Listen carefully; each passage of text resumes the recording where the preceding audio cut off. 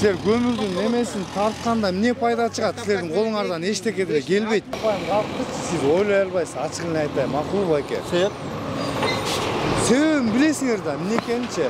Мамлекеттин колунан эчтеке келбейт байке. Мамлекеттин колунан эчтеке келбейт. Келсе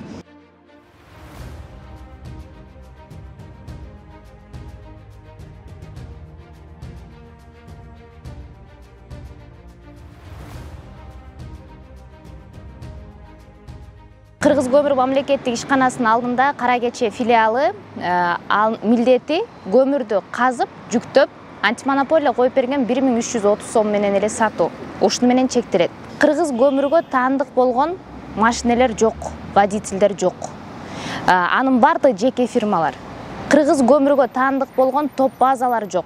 Биз Кыргызстандын бир топ базасына барып, сен мынчадан сатышың керек деп айта албайбыз. 16 ишкана бар, жеке фирмалар. Алар кааласа көмүрдү казат, каалабаса казбай жаап отура берет. Аларга эч ким эчтеке деп айта албайт. Анткени жеке фирмалар алар. Көмүрлөр өздөрү каалаган бааларды коюп алып сатып атат деген. Бул жана мен айткандай эле точки стихийной торговли, бул жерде ошол ал жагы болсо бул Аламүйдүн району болуп кетет, бул жагы башка болгондо жергиликтүү бийликтер ал жерге барып стихийный точки торговли деп ошол жерге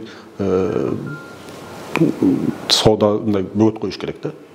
Ошондо көмүрдүн баары, Кара Кечеден келген көмүрдүн баары отун кампаларга барат, баары отун кампалардан анан элге ошол бөгөт. Жергиликтүү бийликтер менен биз иш алып барып атабыз. Күнүмгү биздин мониторинг жүргүзөт. Чүй Бишкек боюнча аймактык бөлүмүбүз бар, ар бир областтарда аймактык бөлүмдөрүбүз бар.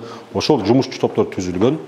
Ошолор менен иш алып баратат. Төмөндөтүү боюнча тапшырмалар келди, протоколдор бизге түштү. Бул жерде дагы биздин өз эксперттерибиз бар, жумушчу топторубуз бар. Ошолорду кайсы иш-чараларды, кандай мераларды, кандай немелерди, превентивный мераларды колдонгонго биз ошолорду неме кылабыз. Биз негизи бул бааны өстүрбөөгө биздин ошол күчүбүздү жумшап атабыз.